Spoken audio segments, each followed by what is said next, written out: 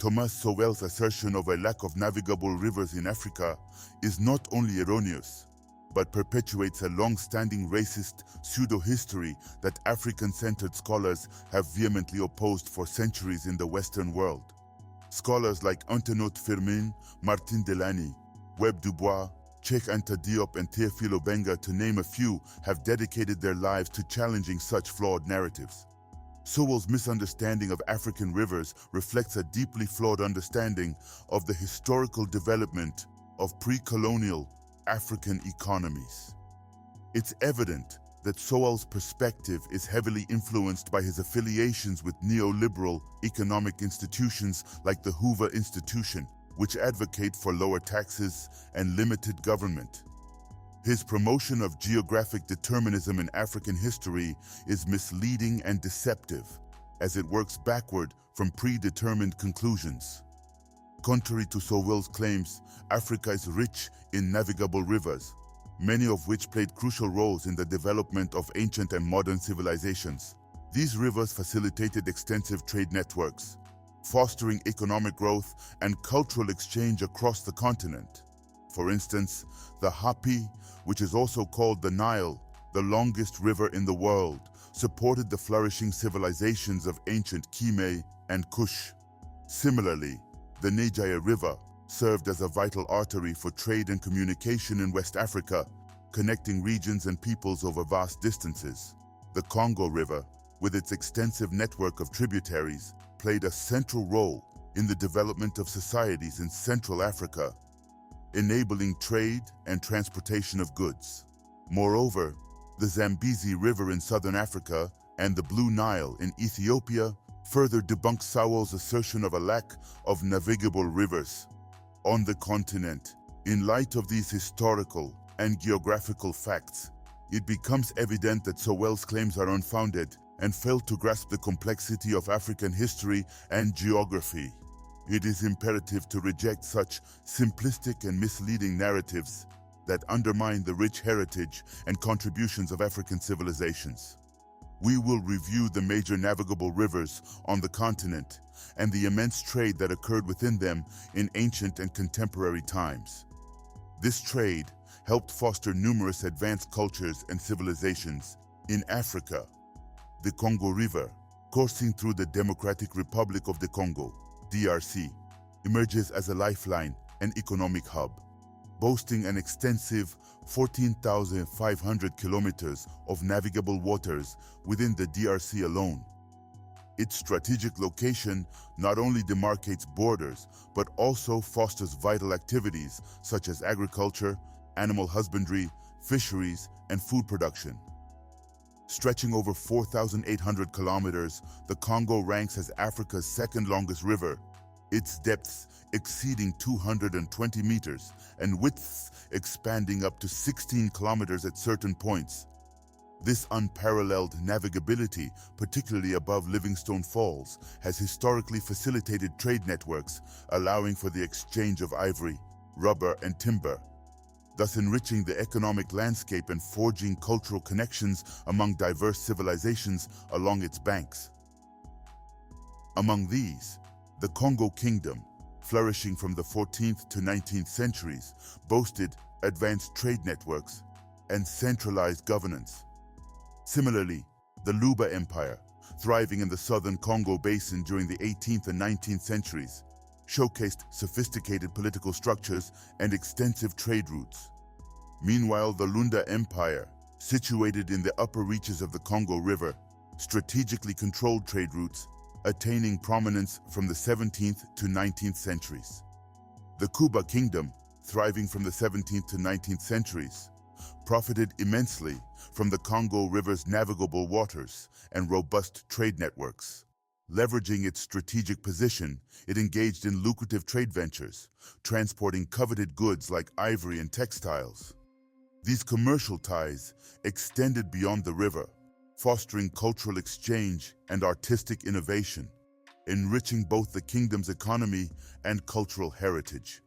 The Congo River's role was pivotal in sustaining the prosperity and influence of the Kuba Kingdom. highlighting the importance of navigable waterways in shaping ancient African civilizations. Additionally, the Teke kingdoms, spanning territories along the Congo River and its tributaries, featured vibrant cultural traditions and skilled artisans, exemplified by the Loango and Kakongo kingdoms. Furthermore, the Mongo kingdom, a cultural and political center during the 17th and 18th centuries, left a legacy of strong leadership and artistic contributions. These civilizations, among others, epitomize the rich tapestry of cultures thriving in and around the Congo River Basin, shaping the region's cultural and historical significance over the centuries. Navigation on the Zambezi River is both international and local. The main international transport routes are the Kazungula and Luangwa Kanyemba, while major national routes are in the upper Zambezi River and on Lake Malawi, Nyasa. There are also small crossings that provide access to major markets, then consult 1998. There are major crossings on the Kobompo River, Kafue River, and Chobe River in Namibia and Botswana, and on the Shire River in Mozambique and Malawi. Tanzania, Malawi, and Mozambique, which share Lake Malawi, Nyasa, all use the lake for navigation, then consult 1998. The section of the Zambezi running 572 kilometers from Mafanda and Kuba, Mozambique, to the Indian Ocean is the longest navigable portion of the river. About 1,620 miles of the river, however, are navigable by shallow draft steamers. The longest stretch of unbroken water runs from the river delta about 400 miles upstream to the Kahora Bassa Dam. Above the dam, Lake Kahora Bassa is navigable to its confluence with the Luangwa River, where navigation is interrupted again to the Kariba Dam. Lake Kariba is navigable, but the river again becomes impassable from the end of the lake to the Nonye Falls, some 250 miles upstream. It is again navigable by shallow draft boats for the 300 miles between the Ngonye and Chavuma Falls, and then for another 120 miles above Chavuma. The Zambezi River Basin served as a vital hub of economic exchange and cultural interaction, with various goods traded among the civilizations along its banks. Gold, ivory, copper, and iron were among the valuable resources extracted and traded, fueling commerce and prosperity in the region. The fertile floodplains of the Zambezi supported the cultivation of crops such as maize, millet, and sorghum, which formed the backbone of agricultural trade and sustenance for local communities. Livestock, including cattle and goats, were reared along the river basin and traded for food, labor, and ceremonial purposes, contributing to the economic vitality of the region. Additionally, salt, textiles, pottery, and ceramic goods were exchanged, reflecting the diverse cultural traditions and craftsmanship of the civilizations along the Zambezi. Alongside these essential commodities, exotic goods, such as spices, perfumes, and gemstones, were imported from distant regions, adding to the prestige and wealth of the trading centers along the river.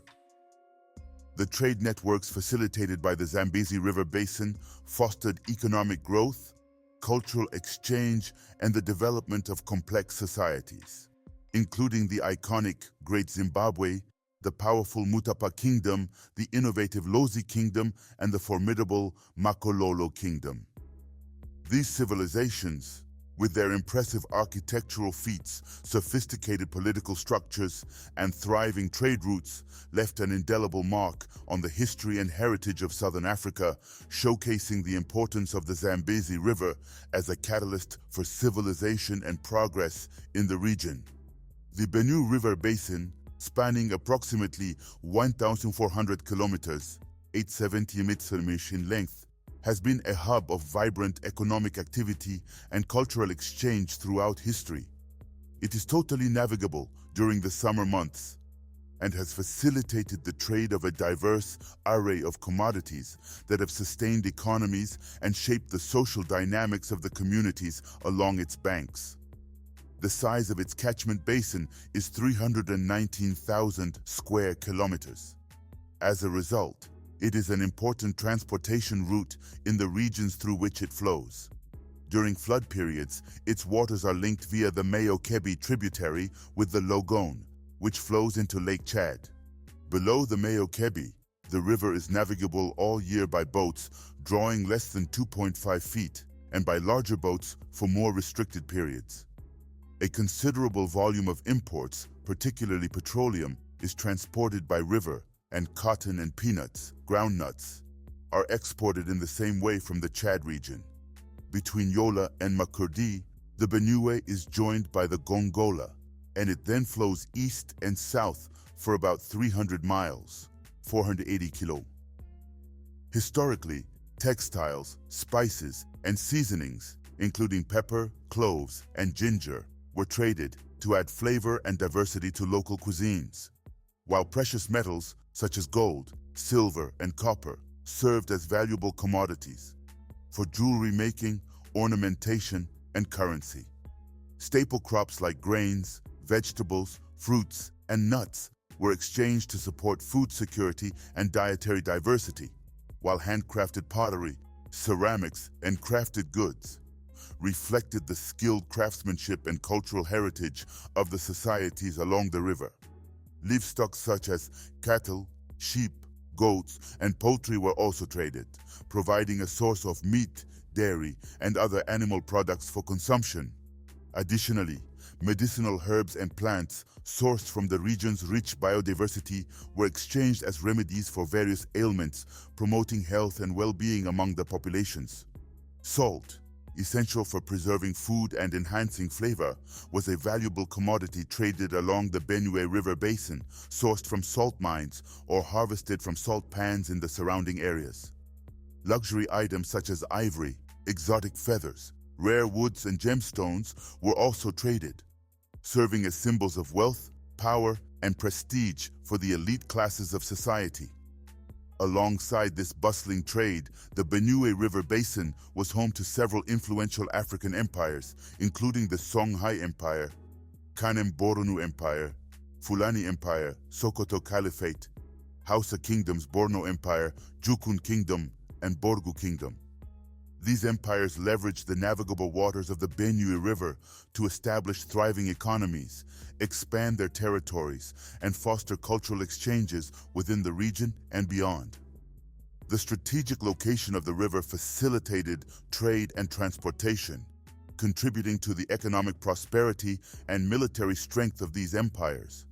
As a result, the Benue River Basin emerged as a melting pot of cultures, ideas, and commodities, shaping the course of history and leaving a lasting legacy in the annals of African civilization. Through the ebb and flow of its waters, the Benue River continues to connect past and present, weaving together the diverse tapestry of cultures and civilizations that call its shores home. Most of the Niger River, more than 3/4 of its total length, is used by commercial shipping. From the Atlantic Ocean to Onitsha, the river is navigable by large vessels throughout the year. From Onitsha to the confluence of the Benue and the Niger, large vessels can move for 10 months of the year, June-March. Navigation in this stretch is made possible by the influx of water from the Benue River, which is at its high level in June. From Lokoja to Jebba, the Niger is navigable to all craft only from October to mid-November. Thus, Jebba is in effect the head of navigation of the Niger waterway, although extreme fluctuation in water level at times constitutes a major handicap to vessels plying beyond Lokoja. Above Jebba, the Niger is navigable only to smaller craft and is dependent locally on periods when water levels are adequate. The navigability of the Niger River played a pivotal role in shaping the development of civilizations in West Africa. Stretching from the Atlantic Ocean to Onitsha, the river facilitated trade and transportation for prominent civilizations like the Mali Empire and the Songhai Empire, whose capitals were strategically situated along its banks. These civilizations engaged in extensive trade networks, exchanging commodities such as gold, salt, copper, textiles, bronze, ivory, and palm oil, contributing to economic prosperity and cultural exchange in the region. The Niger River's navigability allowed for the smooth movement of large vessels throughout much of its length, enabling year-round commerce and transportation of goods. Caravans carrying salt from the Sahara Desert traveled across the river to trade for gold, leather, and ivory, further enhancing the interconnected trade routes along the Niger. The river served as a vital transportation route, connecting trading centers and settlements, and facilitating the exchange of goods between West Africa's interior and coastal regions. The importance of the Niger River as a trade route is underscored by the significant role it played in the economic and cultural life of West Africa, shaping the region's history and contributing to its rich cultural heritage. As we can see, there are countless navigable river systems across the African continent that greatly influenced the development of civilizations in Africa. Thomas Sowell either is unaware of this or he is blatantly lying about it. Let's delve a little deeper on how these ancient African waterways influenced ancient African economies. The development of African mode of production, AMP, economies in antiquity was profoundly influenced by commerce along riverine and lacustrine systems, which served as the ancient highways of the African continent. According to the research of Dr. Tidka Mat Kilimanjaro, communal practices on the continent evolved into hydraulic states over time, emphasizing the importance of water management and infrastructure development. In these societies, generalized labor systems were highly valued, with communities working together to produce civil infrastructure projects. One such example is the Menes Dam in ancient Kemet, a testament to early hydraulic engineering prowess and communal labor cooperation. Similarly, the revolutionary development of Somalia under Siad Barre showcased a centralized approach to resource management, particularly in water-related projects, reflecting the principles of AMP economies. The labor systems of the Bamileke in Western Cameroon further exemplify this communal ethos, where collective efforts are directed towards resource utilization and development, including water management initiatives. This historical narrative underscores a Pan-African consciousness surrounding the AMP and the management of natural resources, particularly water. It highlights a shared understanding among African societies of the importance of sustainable resource management and communal cooperation in economic development. The utilization of riverine and lacustrine systems as trade routes facilitated the exchange of goods and ideas, fostering cultural and economic integration across the continent. This interconnectedness contributed to the diffusion of technological innovations and agricultural practices, further enhancing the productivity of AMP economies. The discovery of the Dufuna canoe, as highlighted by Eluyemi, underscores the significance of Lake Chad's historical expanse, indicating a larger body of water in the past than exists today. The canoe's age, estimated to be over 8,000 years old, suggests a sophisticated society with advanced technology in the West African sub-region. This challenges previous assumptions about the timeline of maritime transport development in Africa compared to Europe, emphasizing the early mastery of Paleolithic culture by Africans, including tool fashioning and utilization. The canoe's discovery reshapes perceptions of Nigerian and African history, highlighting a creative cultural heritage and advanced technological prowess. Moreover, it demonstrates evidence of early transportation by sea and hints at long-distance trade, indicating dynamic political and economic structures. Archaeological evidence suggests parallel advancements in Africa and other regions, challenging notions of cultural diffusion. The craftsmanship of the canoe, made without iron tools, speaks to the ingenuity and skill of its creators. This find prompts a reconsideration of Africa's role in the history of water transport, emphasizing indigenous cultural influences. The Dufuna canoe's discovery aligns with UNESCO's principles on underwater cultural heritage preservation, although Nigeria's domestication of the convention remains pending. Nonetheless, the find has sparked initiatives to protect and explore underwater heritage, paving the way for further historical revelations. Nigeria stands to benefit from integrating the Dufuna discovery with UNESCO's framework, providing a model for other nations interested in exploring their underwater cultural heritage. As we can clearly see, rivers played a crucial role in ancient pre-colonial African trade, facilitating contact and exchange between communities across different regions and time periods. Trade, driven by necessity, scarcity, and abundance, served as a vital cultural behavior that promoted the exchange of ideas, commodities, and services. Evidence from anthropology, history, and archaeology highlights both intra-African trade and external trade between Africa and other continents. While some trade involved the perishable and organic commodities, such as grain and cattle, documenting these exchanges has been challenging due to limited documentation techniques.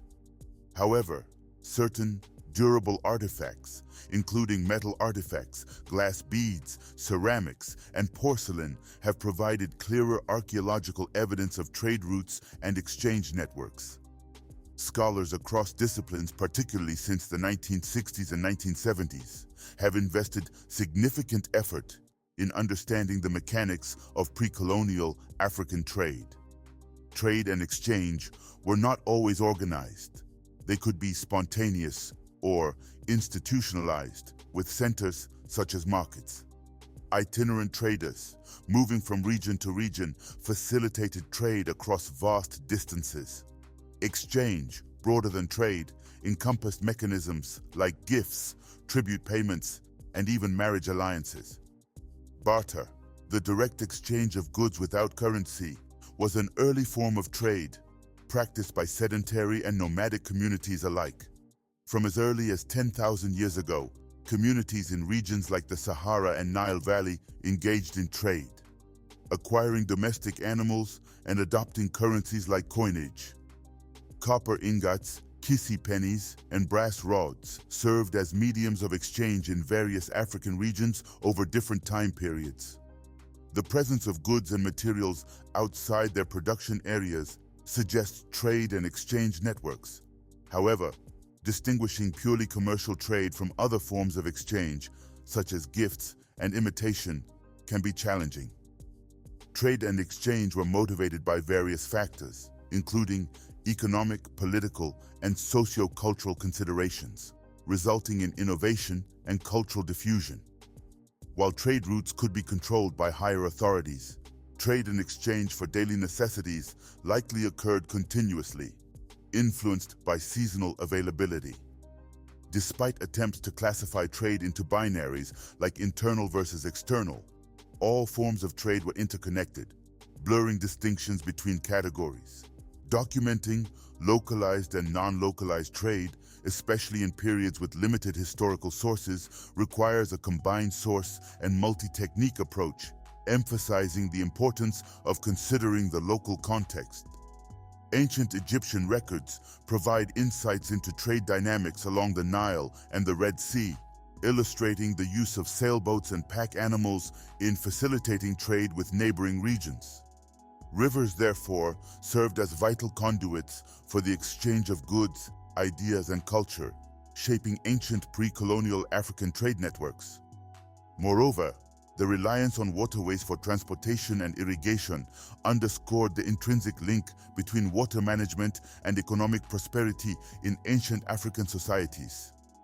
The development of sophisticated irrigation systems enabled communities to expand agricultural production, leading to population growth and the emergence of urban centers. The AMP economies were characterized by a symbiotic relationship between humans and their natural environment, with communities adapting their livelihood strategies to the geographical and climatic conditions of their respective regions.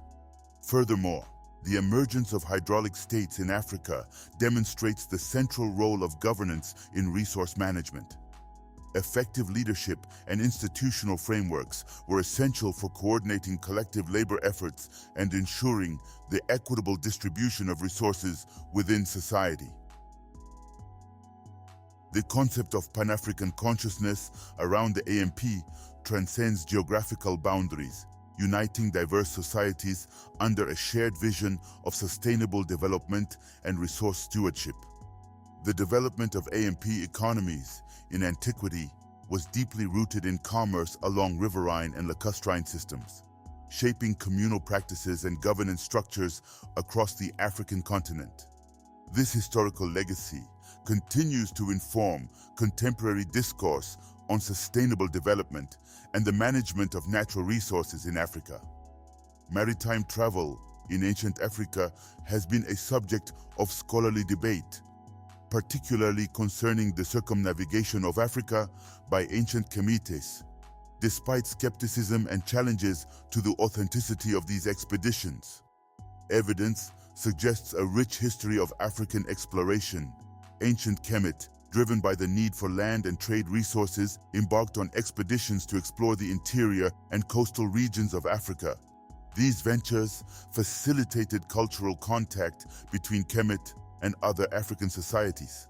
However, European dominance in historical narratives overshadowed the significance of African explorations, contributing to identity politics and reinforcing Western supremacy over African history and knowledge.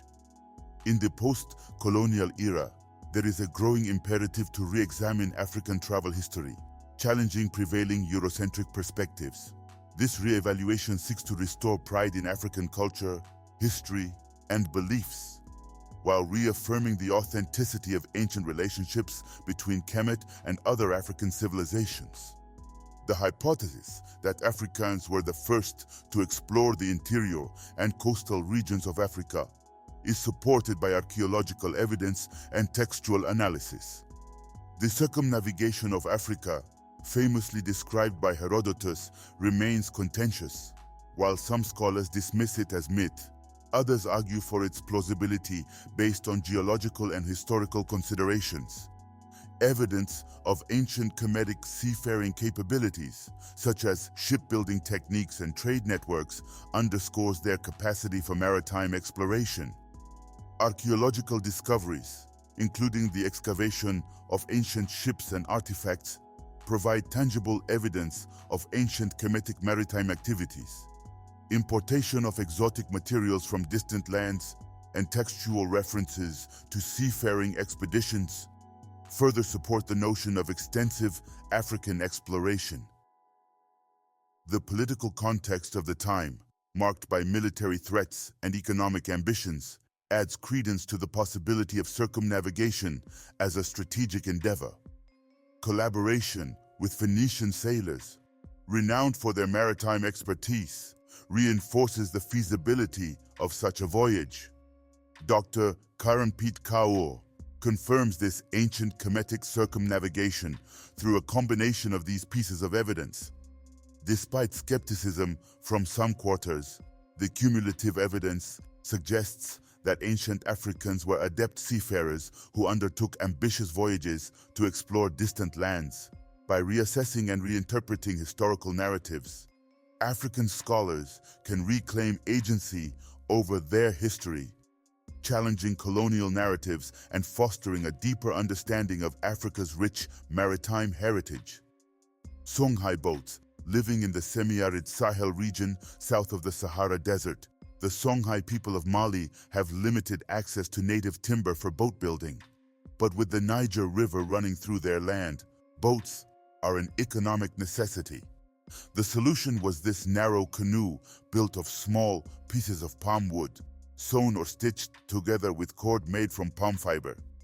Boats like this were used from Lake Debo near Timbuktu to Ansongo near Niger.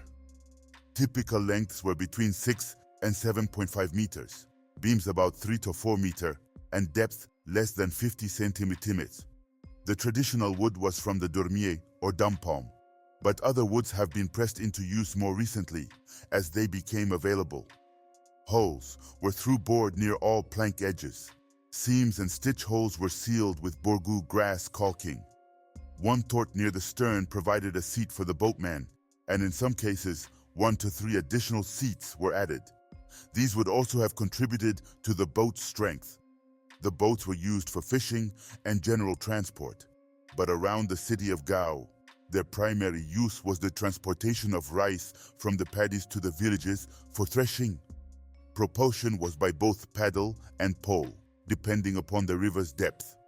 Around Gao, rice is harvested in December and January. Consequently, the boats generally underwent maintenance during October and November. This involved tightening or restitching and recalking the seams.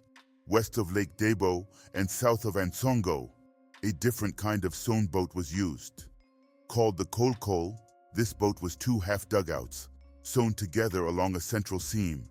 This boat was preferred in its indigenous regions due to the presence of suitable trees for this type of construction.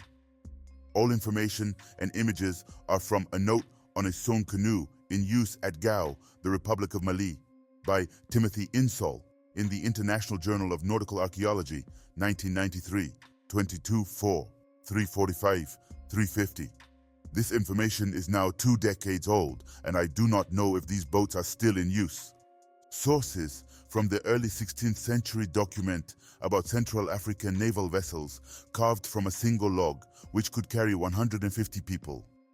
In the 16th century, Kongo was recorded to be able to deploy 800 of such naval vessels. In 1525, one of such boats cooperated with a Portuguese vessel to capture a French ship off the coast of Soyo. The Congolese vessel played the role of capturing and attacking the shore party from a longboat. One of the earliest accounts of boats with sails is from Duarte Lopez, who lived in the Congo Kingdom from 1578-1597. Here is his account of Congo natives using sailboats. In this island, the boats are made from the trunks of palm trees joined together. They have prow and stern, oars and sails, and are used by the natives for catching fish, which abound along these coasts. They also sail in them to the mainland. Source: a report of the Kingdom of Congo and of the surrounding countries, drawn out of the writings and discourses of the Portuguese. Duarte Lopez, by Marguerite Hutchinson, Tintintis 1881. Mastery of the water, in West Africa as elsewhere, was as crucial a development for early man as mastery of the rest of his environment. For the abundant rivers, vast lagoons, and even the tumultuous ocean itself provided sustenance and avenues of communication. Initially, prehistoric man likely utilized fallen tree trunks as primitive boats, either paddling or poling with branches, before advancing to shaping tree trunks into tapered hulls and hollowing them out with polished stone axes and adzes in Neolithic or possibly Mesolithic times. Thus emerged the iconic canoe, widely documented along the West African coast, rivers and lagoons, continuing its presence to this day. The focus of this paper is to examine the historical use of canoes in pre-colonial West Africa and evaluate their significance in political, economic, and military contexts. Early European accounts from the late 15th and early 16th centuries, supplemented by Arabic sources, provide insights into the diverse types of canoes and their roles in different regions. As contact between West Africa and Europe intensified in the 19th century, more evidence surfaced, albeit influenced by ongoing cultural changes. Oral traditions, though relatively unexplored, offer additional perspectives. Material evidence is scarce due to the short lifespan of canoes, yet those still in use provide valuable insights into past practices. Distinctions emerge between coastal communities, comfortable with ocean travel, and those confined to inland waterways, likely influenced by geographical factors and historical settlement patterns. For instance, the Yoruba, with inland origins, predominantly utilized canoes on lagoons and rivers rather than venturing into the open sea. Geographically, the Gold Coast offered relatively accessible beaches and sheltered coves, facilitating maritime activities, while further east, lagoon systems and river networks provided alternative water routes. These distinctions in maritime practices reflect both geographical and historical factors, shaping West African society's relationship with the waterways that have been integral to their existence and development over millennia. For centuries, mastery of waterways in West Africa has been as pivotal as control over land. Rivers, lagoons, and the ocean itself provided sustenance and avenues of communication. Early boats were likely tree trunks, gradually refined with polished stone tools in Neolithic times. The resulting canoes, described by early accounts, were vital in pre-colonial West Africa, serving economic, political, and military functions. European records from the 15th and 16th centuries depict a variety of canoes, from small fishing boats to massive war vessels carrying over 100 men. These vessels, some exceeding 80 feet in length, were expertly crafted from single tree trunks, showcasing advanced woodworking techniques. On the Gold Coast, where canoe building was a notable industry, canoes were sold to both locals and Europeans. The construction process involved shaping the trunk, hollowing it out, and reinforcing it with burning and additional materials. Canoes were propelled by paddles or poles, occasionally utilizing sails for longer journeys. The durability and lifespan of these vessels varied, depending on usage and maintenance, with some lasting up to 15 years. Specialized boat builders, often living in forested areas, constructed these canoes using traditional methods passed down through generations. Inland waterways, particularly the Niger River, were crucial for trade and transportation, facilitating the growth of empires such as Mali and Songhai. The river acted as a unifying force, connecting distant territories and enabling commerce and governance. Canoes were also indispensable for coastal communities, allowing them to navigate the treacherous surf and engage in trade with neighboring regions.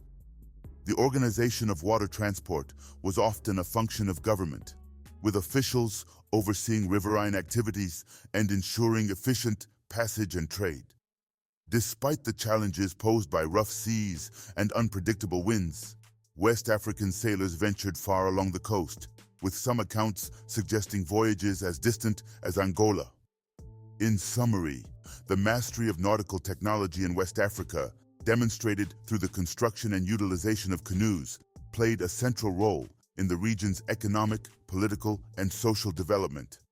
Canoes served as vital tools for transportation, trade, and warfare, connecting communities along rivers, lagoons, and coastal areas.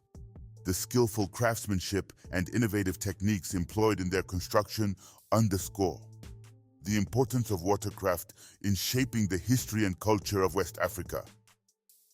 In pre-colonial Africa, water transport played a crucial role in facilitating trade, military operations, and everyday life. Canoes were the primary means of transportation along inland waters, rivers, and lagoons, serving as vital conduits for merchants and their goods.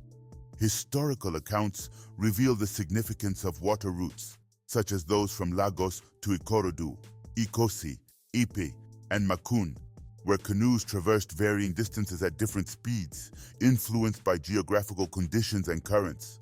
Fishing, an essential industry along the coast and inland waters, sustained communities with abundant seafood. Canoes were employed for fishing expeditions, sometimes venturing far out to sea.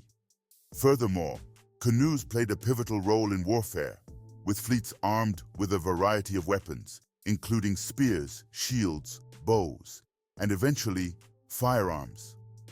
War canoes were outfitted with swivel-mounted guns or cannons, enabling naval engagements and fortification of harbors and bases against attacks. Organizational structures varied, with some regions having designated officials overseeing water transport and military operations, In places like the Songhai Empire, a chief of the canoes managed military logistics, while in other areas, tribal chiefs contributed war canoes as part of their obligations. The construction of fortifications like stockades and trenches protected towns and harbors, demonstrating strategic planning and foreign influences. The operation of ferries was integral to military maneuvers, as seen in Bornu's use of larger boats to swiftly transport armies across rivers. Revolts or disruptions in ferry services, as witnessed in Nupe in 1882, could hinder military movements and impact the outcome of conflicts. Overall, water transport in pre-colonial Africa served as a lifeline for trade, warfare, and societal connectivity, shaping the region's economic, political, and cultural landscape.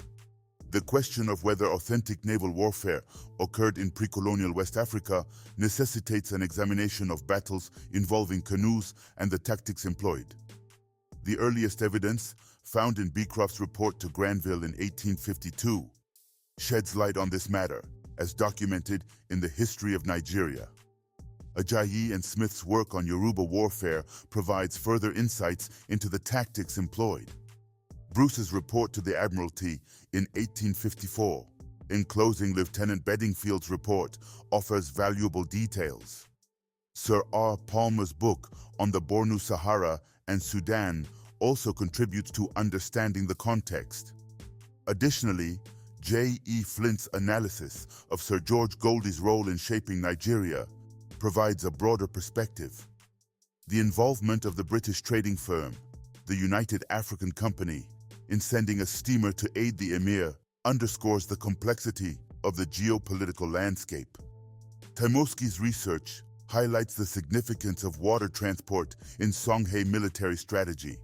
However, it suggests that naval warfare was subordinate to land armies. Coastal evidence reveals the frequent use of canoes for troop transport and raids, particularly in lagoons where genuine naval warfare occurred. The Dahoman army's experience in battles on water illustrates this phenomenon. Similarly, conflicts between Ardra, Dahomey, and Ekpe provide examples of battles fought on water. The attack on Badagry in 1845 by the Iso highlights the role of canoes in warfare. Lagos, reliant on its fleets and waterborne warriors, played a crucial role in conflicts through its war canoes, as seen in the blockade of Badagry in 1784. Further accounts of Lagos's naval operations are found in British consular and missionary papers. Despite the scarcity of sources, it's evident that canoes played a pivotal role in West African warfare and transportation. Canoes facilitated trade, communication, and warfare, akin to the importance of horses in savanna states. Today, although still prevalent, traditional canoes face challenges in a changing landscape. The canoes of pre-colonial West Africa exhibited remarkable diversity in both size and function, spanning from modest fishing vessels to colossal crafts surpassing 80 feet in length, capable of accommodating upwards of 100 individuals. Primarily deployed in the tranquil waters of lagoons and rivers, these larger canoes played pivotal roles in various activities. Notably, historical records chronicle the existence of immense canoes, ferrying warriors across the region's waterways. For instance, Fernandez documented sightings of canoes on the Sierra Leone River in 1506, boasting capacities of up to 120 warriors. Similarly, Pacheco reported on sizable canoes in the same vicinity, housing as many as 50 men. Moreover, accounts from Dapper highlighted the grandeur of canoes in the Rio Real, where vessels capable of holding 80 men were commonplace. Among these, the canoes in the Niger Delta, as described by Barbeau, stood out for their monumental size, reaching lengths of 70 feet and widths of 7 to 8 feet, with a capacity to accommodate 80 men. These impressive vessels often featured practical amenities, such as cooking areas and specialized sleeping quarters for the crew. Additionally, they were equipped with distinctive features like forecastles and platforms for warriors and weaponry. During wartime, such as Kosoko's attack on Lagos in 1853, war canoes ranged from massive 80-foot behemoths carrying over 100 combatants to smaller vessels transporting 30 to 40 warriors each. In regions where large trees were scarce, canoes were ingeniously crafted by joining smaller trunks together. Propulsion methods typically involved the use of paddles or punting, although some canoes were fitted with sails for navigation along coastal waters. In pre-colonial West Africa, canoes served as vital modes of transportation, propelled primarily by paddles or punting in shallow waters. While Barbot mentioned the use of sails by natives of Axum and Winneba, there's little evidence of outriggers or leeboards being utilized.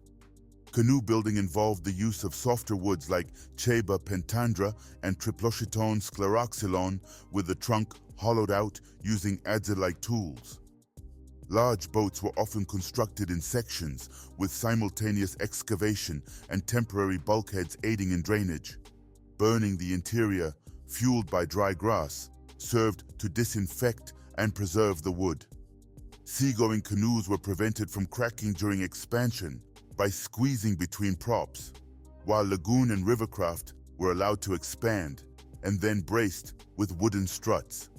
Paddles were typically carved from wood, while poles were made from bamboo or palm.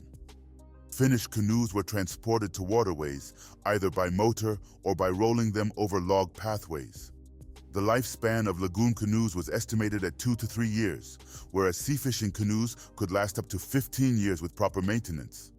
Canoe builders were specialized artisans, often residing in forests and working from models or visited by clients. Axim, Akum, Boutro, Takorari, Komendo, Komentim, and Winneba were noted as prominent canoe building centers on the Gold Coast. Additionally, the Tindiketa and the Zenji, servile peoples on the upper Niger, played significant roles in both boat building and crewing within the Songhay Empire from the 16th century onwards.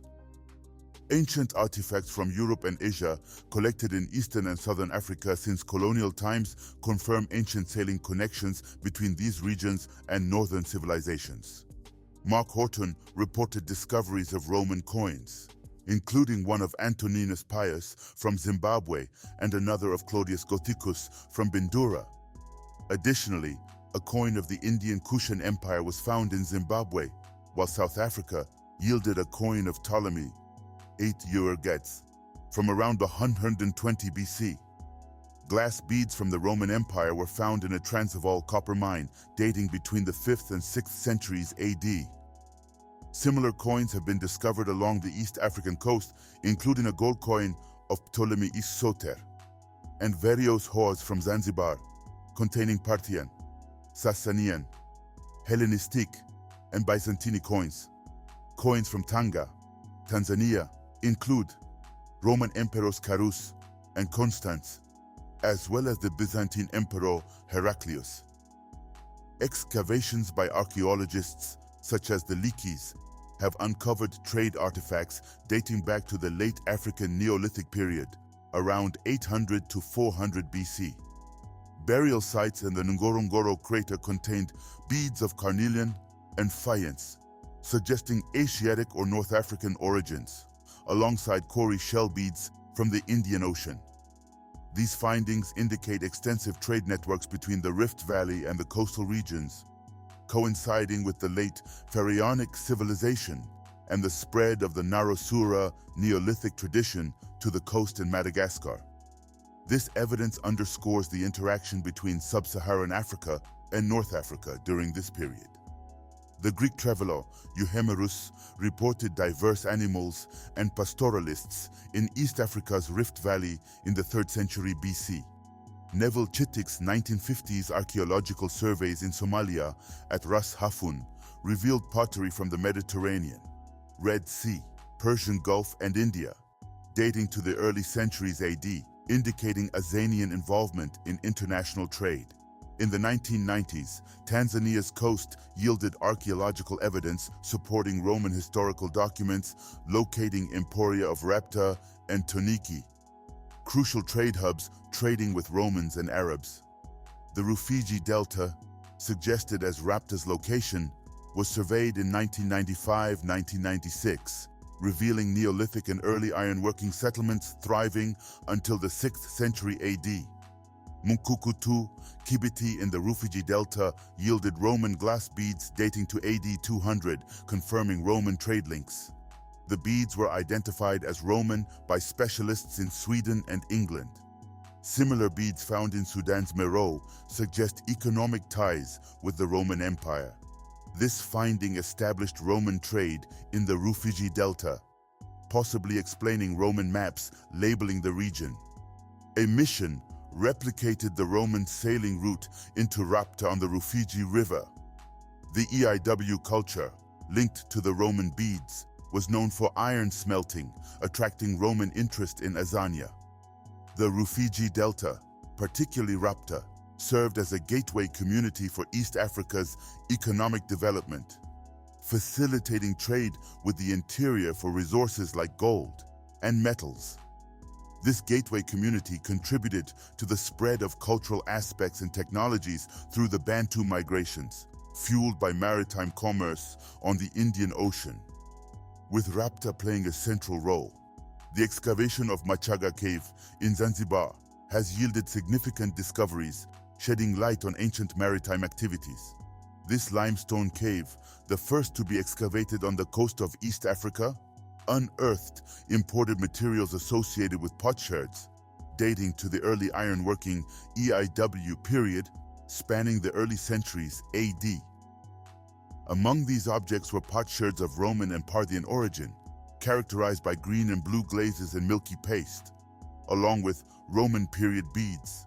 Remarkably, chicken bones were found in the same cave, dating back to the Neolithic period, marking the first discovery of domesticated birds on the ancient East African coast. This finding suggests ancient sailing communication between Southeast Asia and East Africa, potentially facilitated by Egypt. The context of these discoveries dates back to 3000 BC, indicating possible early maritime communication between Egypt and East Africa. Pliny's accounts of brisk communication between Southeast Asia and Azania, ancient East Africa, in later times, albeit focused on spices and metals, further corroborate the notion of ancient maritime connections. The findings at Machaga Cave, along with those in the Rufiji Delta region, provide strong support for the ancient textual evidence suggesting regular visits by foreign mariners to the western Indian Ocean seaboard. These discoveries have sparked additional research aimed at uncovering more caves and gathering further evidence of ancient seafaring in the region. Turning to Mafia Island, particularly the Ukunju limestone cave, excavations have revealed important insights into ancient Indian Ocean seafaring. Similar to the findings in the Rufiji Delta, several shards of imported ceramics dating back to c. 800–400 BC were recovered in the Ukunju cave. Chemical tests conducted at the University of Uppsala, Sweden, identified some of these ceramics as originating from Egypt, with others traced to India, the Red Sea, and the Mediterranean regions. Additionally, Greek or Phoenician origin beads were among the discoveries. Excavations in other Mafia Island caves also unearthed ceramic shards identified by Indian scholars as of Indian origin. Earlier discoveries at the Unguja Uku site on southeast Unguja, Zanzibar, yielded Roman pottery and Egyptian alabaster potsherds, dating to the 5th century AD and associated with domesticated animals such as cattle.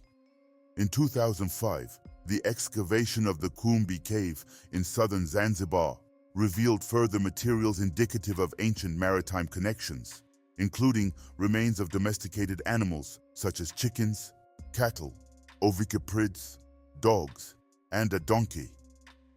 These findings collectively contribute to our understanding of ancient seafaring activities in the Indian Ocean region and underscore the importance of continued archaeological research in uncovering further evidence of maritime trade and communication networks in antiquity. Excavations such as those at Machaga Cave in Zanzibar have unearthed significant evidence related to ancient maritime activities. Potsherds from the early ironworking (EIW) period, dating to the early centuries AD, were found alongside imported materials, including Roman and Parthian pottery and Roman period beads. Notably, chicken bones were discovered in Neolithic contexts, suggesting early maritime communication between Southeast Asia and East Africa, possibly via Egypt. Pliny's reports of trade between Southeast Asia and Azania corroborate this, albeit focusing on spices and metals. Following the Machaga cave discoveries, several journal articles were published, discussing the implications for ancient seafaring in the region, sparking further research and excavations. The Mafia Island sites, particularly the Ukonjo limestone cave, yielded artifacts dating back to c. 800–400 BC, including ceramics traced to Egypt, India, the Red Sea, and the Mediterranean. Additional shards, identified as of Indian origin, were found in caves on Mafia Island. Earlier discoveries at Unguja Uku, site on Zanzibar, revealed Roman pottery and Egyptian alabaster potsherds, dated to the 5th century AD. The excavation of Kumbi Cave in southern Zanzibar in 2005 uncovered remains of domesticated animals and beads resembling those found at Machaga Cave, further supporting ancient maritime connections. Stone tools found in Madagascar's rock shelter sites, along with pottery reminiscent of East African and Nile Valley Neolithic traditions, indicate contact between mainland Africa and Madagascar. Rock paintings resembling those found in North Africa suggest ancient Punic influence. Parthian ceramics discovered on the southern coast of Tanzania, along with similar finds in Natal, South Africa, suggest the continuation of ancient maritime trade routes along the East African coast to southern Africa. Between 3000 BC and 500 AD, people from Old World civilizations sailed the Indian Ocean to East Africa, during which the region was in its Neolithic and early Iron Age periods.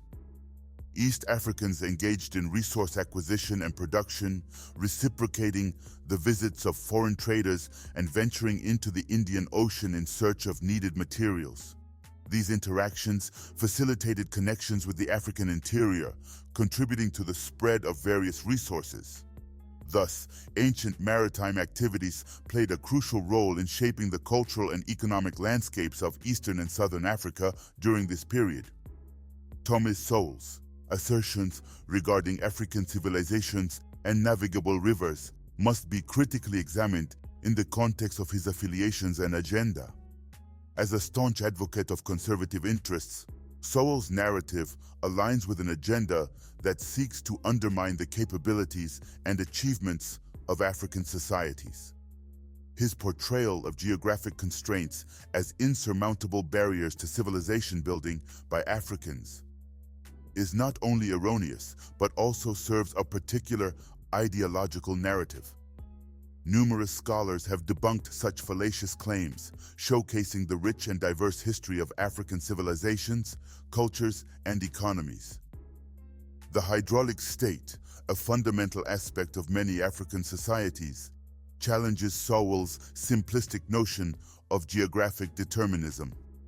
Contrary to his assertions, African rivers have historically served as vital conduits for trade, cultural exchange, and economic development. The extensive navigability of rivers, such as the Nile, Niger, and Kongo, belies Sowell's claims of restricted trade routes. It is evident that Sowell's narrative is not based on empirical evidence, but rather reflects a biased interpretation that serves the interests of conservative agendas. In conclusion, Sowell's portrayal of African civilizations is deeply flawed and must be scrutinized within the broader context of ideological biases and geopolitical agendas against the greater aspirations of African people.